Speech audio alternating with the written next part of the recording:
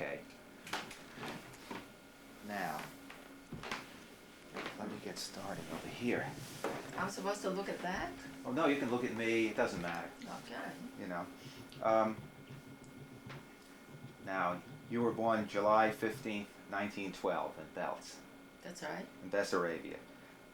Do you have any recollection of your parents in the old country? And do you have any recollections of daily life in Belts? I have no recollection of my father at all because he left for America when I was just a few months old. I see.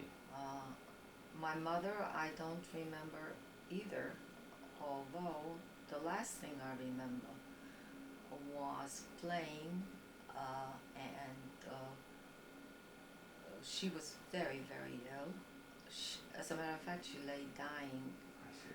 I was unaware of that until Zindel came over and placed me first in front of her bed. Being the youngest, the smallest one, I came first. And Abby followed, and Sam, little Sam. And Zindel was the oldest Vanya, brother. And Zindel was the last one. The lineup was to say goodbye to her. And soon after that, she died. I see. And I remember, these are the very last things I remember about her. They laid her on the floor, and that was the procedure at that time. And we all had to bend down and whisper in her ear not to forget us. And that's the only recollection I have I see. of my mother. What about the neighborhood, the street, your friends? Yes, we lived on a lower level apartment, and I recall. Well, let's go to when I was 5 already. I have recollections. No, I wasn't 5. And then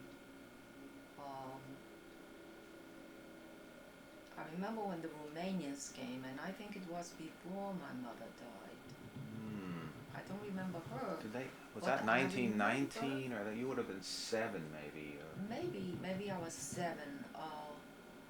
I remember that. Yes, I remember that. I don't remember my mother.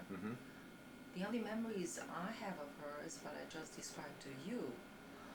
But I do remember when the Romanians came in, and I was playing with a friend across the street, and I heard people running, and I saw. This is a terrible thing to recall, but it happened. I remember a soldier using a saber, I guess, hoisting a man up, killing him, continue on riding. I mean, that's something you don't forget.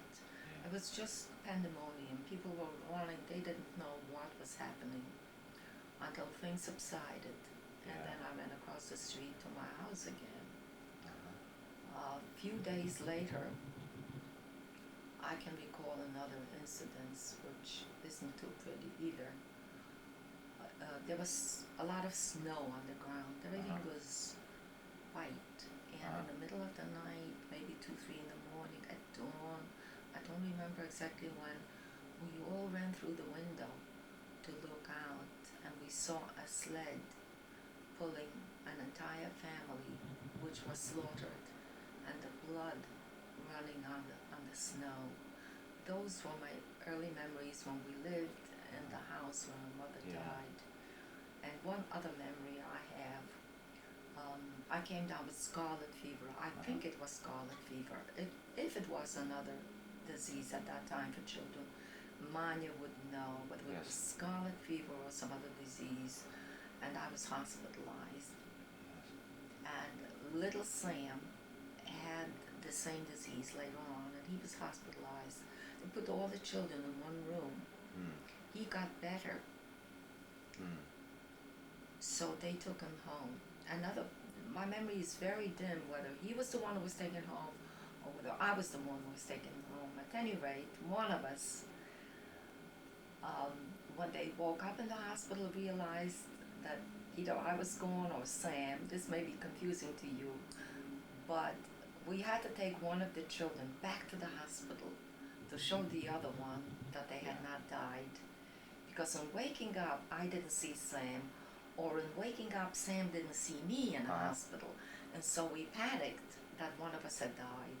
I So see. they had to take one of us back, and we were, embraced each other. We were very happy that one of us hadn't died. Another memory I have is, and this is why I always remember A.B. I shall always, always remember him. He was closer to my age than any of the others. And although there was another boy, whether he came between Sam and A.B. or A.B. and myself, I don't know. I was the last one. Manya probably has total recall about that. When I was brought home from the hospital, A.B. had made me what I recall my first present. He baked out of clay a little tea set, and he did it in the oven. So when I came back, he presented me with that present, excuse me. This is the only thing I remember about the time we lived when my mother died. What was the street? Do you recall the street? No. No, I don't have the street. There's one other memory I have, and I'm sorry they're all so sad, but these are the memories I have. When my mother died, she was carried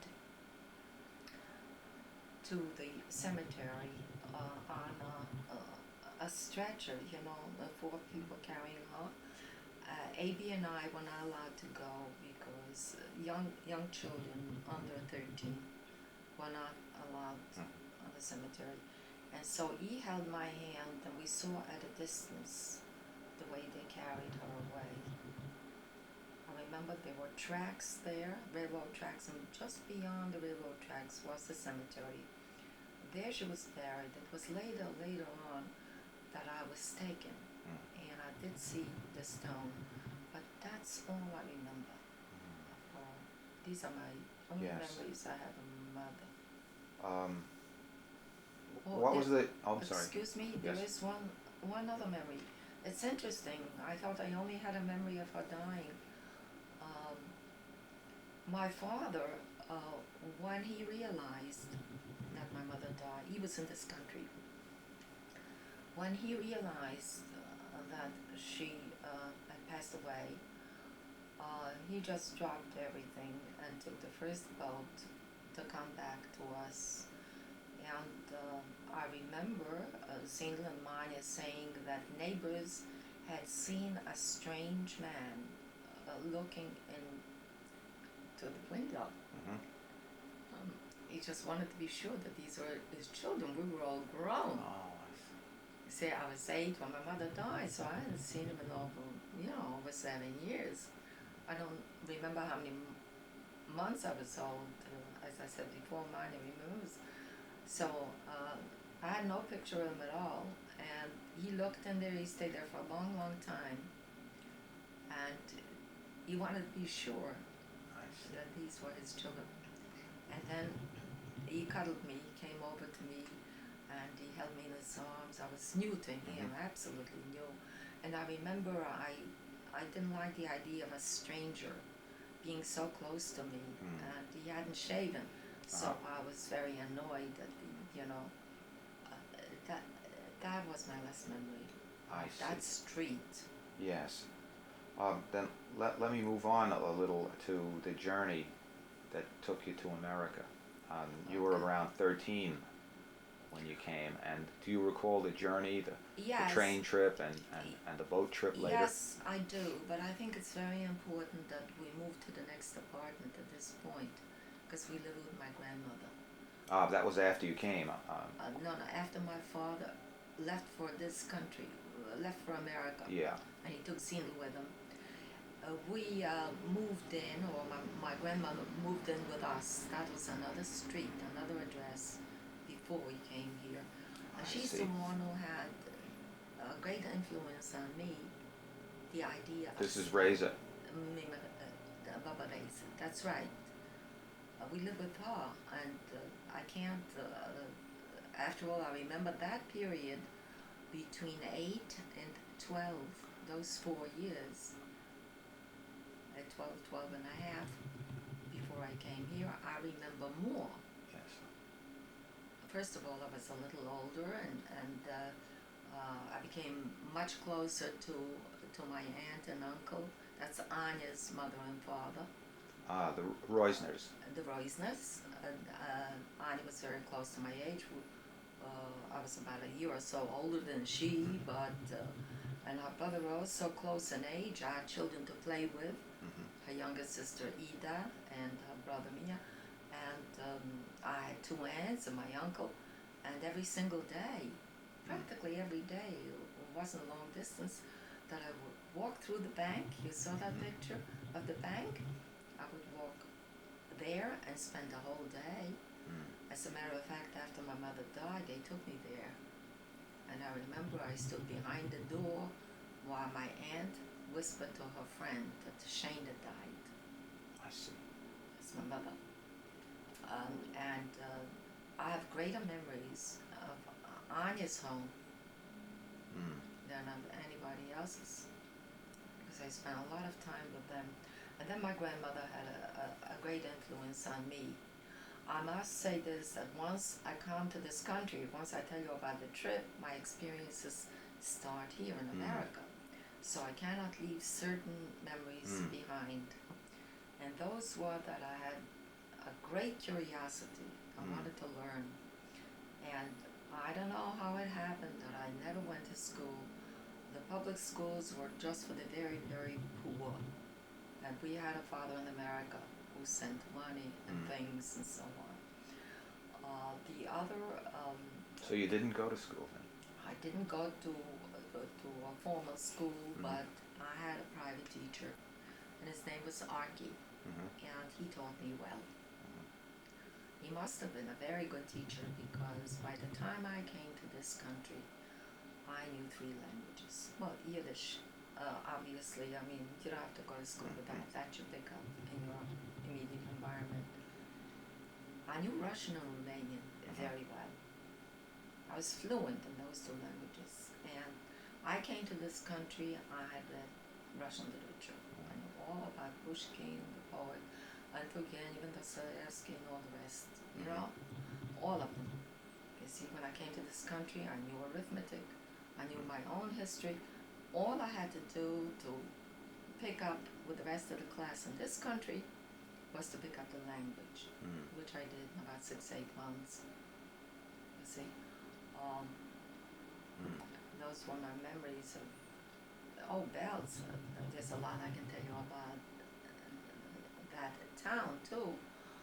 I think it's more important that I dwell on that, because you would understand my being in this country more, culturally, Yes. but you can't understand. You say, I had friends, I had a lot of friends in Bells, and I did join the Maccabees group. My grandmother would talk about Israel and Zionism and everything like that. And while I was there, they taught us Hebrew songs and all about Israel. And we wore a uniform, a white and blue uniform, and we were taught gymnastics. And I was very good at the bars, and I made all kinds of tricks, And then they sent the little groups to the smaller towns for performances, because they didn't have that in the smaller towns. That was about the time my father made a second trip to Bells, and when he took Sam to this country. At that time, I was supposed to go to another town. I'm sorry, I forgot the name, it was so long ago. And my father would not permit me to go alone. I was still a kid, maybe 9, 10 years old. So Abby was elected to go along. Was the town in Bessarabia? It was a town in Bessarabia, yes. The next town after Belts. I see. But a smaller town. And they put us both up with a Jewish family. And they gave us kosher food, children, very religious Jewish religion. And I remember that, and Abby took very good care of me, you know. And Abby and I were always very, very close. We both rode bicycles, and Right. we both went to the racing bicycles, and we did a lot of things. And he took me once to a shul Mm-hmm. where they served hot tea and buns to the poor children. And Abby wouldn't eat it because it was for the poor children. But I was too young to care, so I ate it, and I still have that taste. It was good. I had a lot of friends. We lived when we lived with my grandmother. We had like 3 churches surrounding us. I don't remember shuls or synagogues or anything like that. And my friends were not Jewish. And I'm going to dispel the idea of anti-Semitism right now a little bit, because I remember the name. I don't remember a lot of other things, but I remember the name of the family. Their name was still pagan. Mm-hmm. And there's a reason for it, because they were so good to us. They had a very big house. We lived in a small little place. Nothing to talk about. They had a very big house with a cellar, a cold cellar, and in the summertime gave us permission to keep our food there. During Passover, they would send down paskas. You know, they baked those big paskas. The babka, it's called babka. They sent us every year, and I never felt like they didn't like me because I was Jewish. Yes. It's very important for me to say that. Yeah, I understand. Okay. Well, we're getting a little bit closer to leaving, but before we leave Belts, there were things we did there which were very memorable and very good. We had a wonderful park called a boulevard, and in it was like a gazebo in the center where we listened to good music, all the classics. This was in the center of Belts. This was in the center of Belts. Mm-hmm. Sunday mornings, or maybe another day, they would have markets. The peasants would bring in their markets, you know, right around there with all their produce, you know, cheeses and all kinds of different things. And all that, I remember the fruits and the vegetables and everything was good, you know, like in Israel today. Yes. You know, that's a different taste than here. I remember the good taste because when I came to this country, I felt the difference. Yes. I felt the difference. We had a theater. And that theater was the first home to Paul Mooney, to Laurie Schwartz, all the greatest Jewish actors which made it in this country. Paul Muni the came film. from Belts then. I don't know whether he came from Belts. I know we had a Yiddish theater there. We had a theater, a Yiddish theater, in which all the greats, the greatest Jewish actors you can think of, got their training there, just like O'Connor and the theater in Ireland. What is the name of the theater in Dublin? I don't. It's very important. The relationship was about the same. He got the training there, and so we saw. I don't remember having seen much theater because I was too young. But we had a movie house. Would you believe it? We had a movie house, and we had what they call afternoon seances for the children at 3:00, Saturday at 3:00. And that's where I saw Taras Bulba. Probably the first film that was ever, I don't know. Recently I saw in the New York Times that the museum, one of the museums in the city, Let me just check. is showing Taras Bulba. I see. You can imagine. Yes. Go ahead. Is that all right? Yes, it's fine. I just wanted to. That's fine. Okay. Can you Yes. imagine how I felt when I saw that the museum in New York, one of the museums, is showing a film called Taras Bulba when I had seen it when I was 11 years old? Something. But what I'm trying to say is that we had culture. Yes. We had culture, there was music, there was theater, there was movies, And Christmas, we did not. I celebrated Christmas with my friends. Mm. You know, I made the toys. We made our own toys to decorate the tree. In Bells? In Bells, in Bells. We made our own toys with cotton. But you didn't have Christmas trees in the houses? No, I didn't have. We didn't have a Christmas tree in the house. My grandmother gave us Hanukkah gelt and little pouches, and each child would get Hanukkah gelt except one uncle who had died and left small children. They were very, very poor, and my grandmother, in her great wisdom, decided that the equality here is not very. It wouldn't be just to give everyone the same. That these children needed more, and everybody accepted that. Yes. And this is what she did. So we celebrated Hanukkah, but we also celebrated Christmas. The children, anyway, I can't speak for the adults then. We did because we were friends with them, because we were invited, we had a good time. We decorated the trees, we ate goodies, and we sang the songs, and it was very pleasurable. Well, tell me about the train journey then. After the train journey was fantastic. What do you recall of it? Up to one point, well, we packed up our stuff, and even then I don't remember all the detail.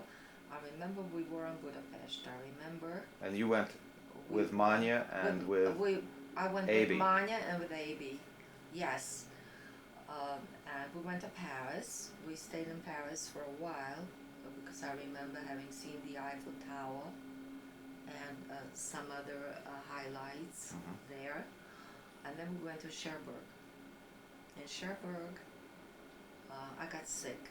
And I walked on the. It was very damp, and I couldn't stand the climate. Our little hotel. I mean, the walls were dripping. The water was dripping from the walls. It was so damp. And I went for a walk, and near the seashore.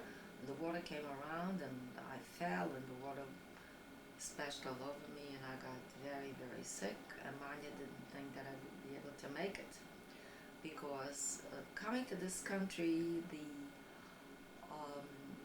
inspection was very, very strict.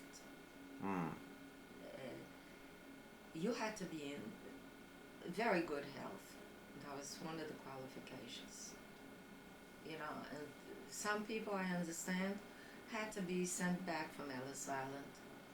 They never reached the shore of New York because they discovered here that they had something.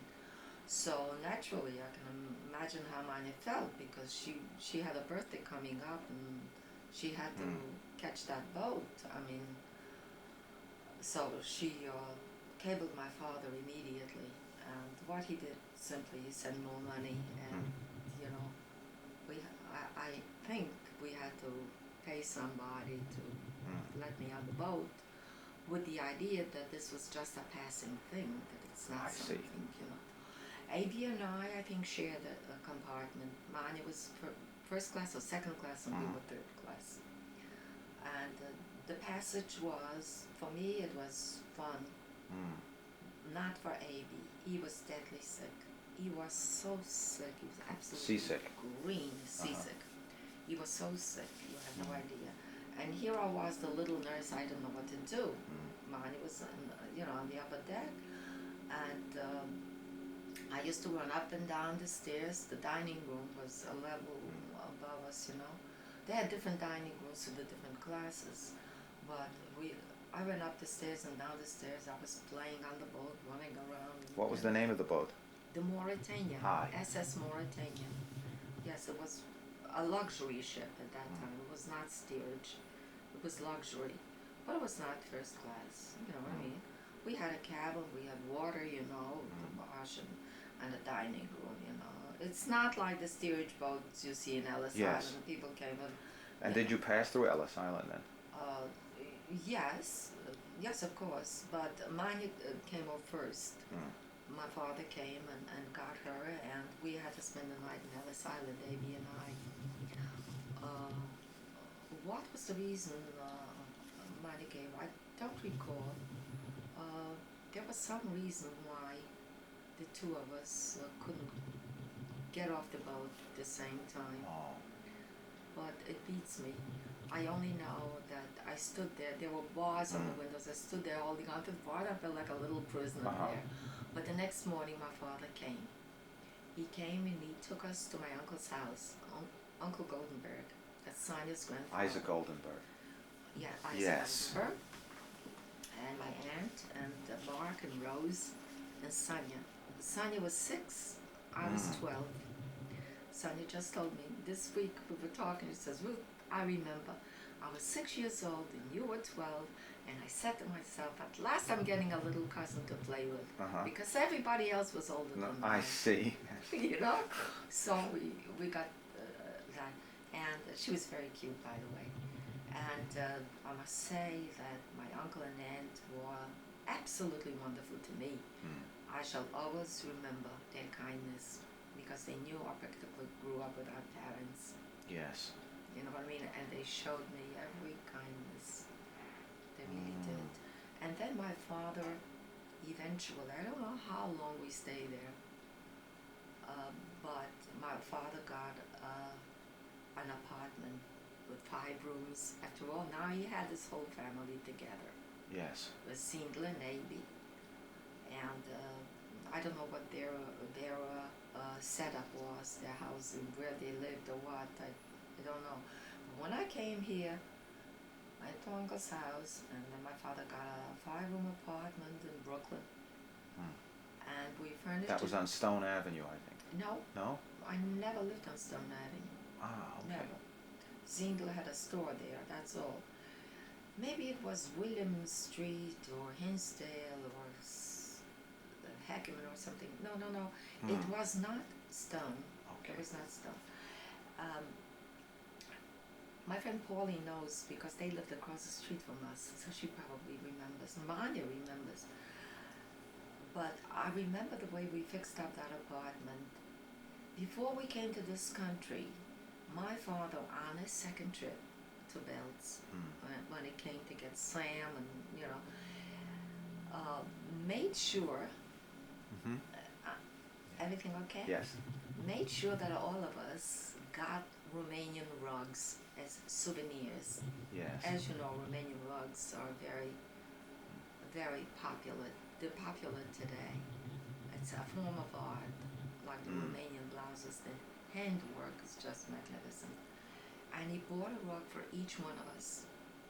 And we had a big yard, but we lived with my grandmother, and we strung up